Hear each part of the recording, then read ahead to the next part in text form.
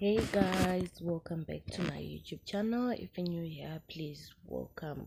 So this day I just want to congratulate Toki Vibes for being blessed by Say Wignell. Yeah, Toki Vibes is one of those people Apindo Machina by blessed Gwana Say Wignell because what he's been giving us good music, and I just want to appreciate him. Saka Toki Vibes apiwa mota inodhura, mota inorema sejagwa sezvamuri kungoona papicture apa kuti the car is a huge car.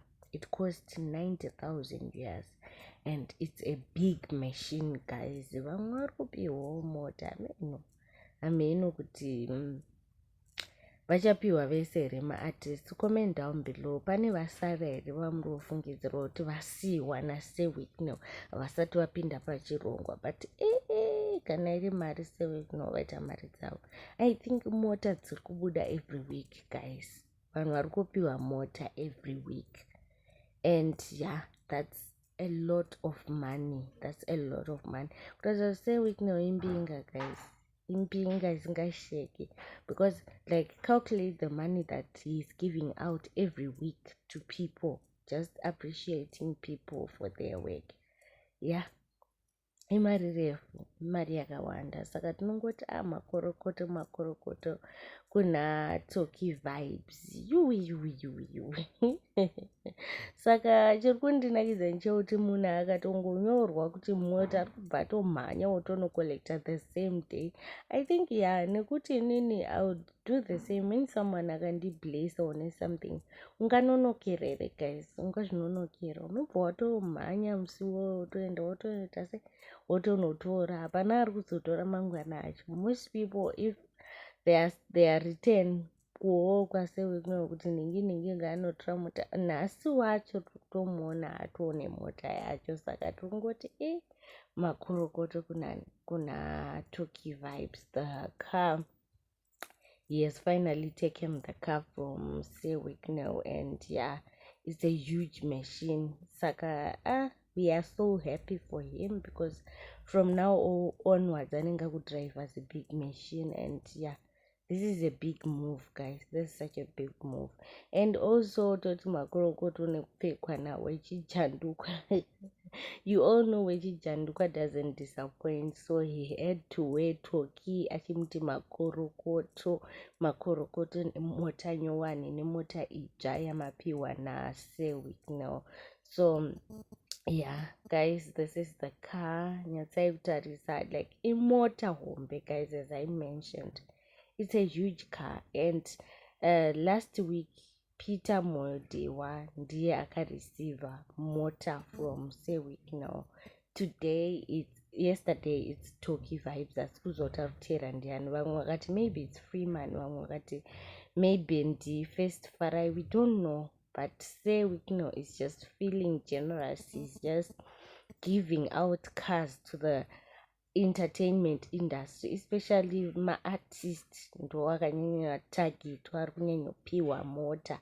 Asi kuzoti vasiri maartist moita sei? Vanhu voimba here? Vanhu vese toimba here? Topinda kumangoma here kuti tipiwewo mota? But then it's fine, we move. Toenda mberi, toenda panyaya yemaringi naNyati. So Nyati and his wife, they posted their hands sezvinoita masweet couple, cute couple chichi, the wife's hand and his hand, and then people had a lot to say. Hanzi ring iyo inoita sedzanagogo vedu dziya dzekudhara, zvikanzi munhu akavapa ringi Mwari ave naye, ukanzi ringi yatonengura kudhara, vamwe vakati the rings are too fake. Vanhu vaitaura zvakasiyana siyana, vamwe vakati maoko aya anoita seanochera pasi. A lot was being said about maring ananyati. People always talk, and then toenda panyaya inosuwisa yakaitika kumbudzi. So a crane that they use pakuvaka that ningi yavo inyowani kumbudzi, munoiti intersection kumbudzi, collapsed and yakauraya munhu one. Like he was crushed to to pieces, guys, and it's so sad how these things happened. Tinoshaya kuti zvakaitika sei, but dzimwe dzacho unotongoona kuti imhepo ndisatani anenge achikonzeresa zvinhu zvakashata kudai. And then we move on to the next story that I have, a very interesting story of a Chinese woman who is now selling vegetables on the streets, and vanhu vaiti uya abatwe nekanzuro, like havanotongomusiya vakadaro, vanobatawo muchina vachiti chii, guys. Like she's very very safe, ari safe ari paari papa, like haambomhanyiswi, vanomhanyisa vachiti chii, even when kanzuro is coming vanhu vanomupa warning vachiti chii, because I don't think she speaks Shona. But then yeah, it's a good business rather than stealing from people, thinking of an idea yekuti uwanewo mari isiri yekubira kana kupema. It's really good just doing things for yourself, selling something, uchiita zvinhu zvako iwewe wega usina kubira munhu. It's a good thing. And then toenda panyaya yedu inosuwisa again, sezvandakambokuudzai kuti Big Sam akastroke, akaita minor stroke. Big Sam that's mbuyarera, vanoita vachinzi vachizviti mbuyarera, vakaita minor stroke and he was hospitalized, and it's so sad, guys. It's so sad.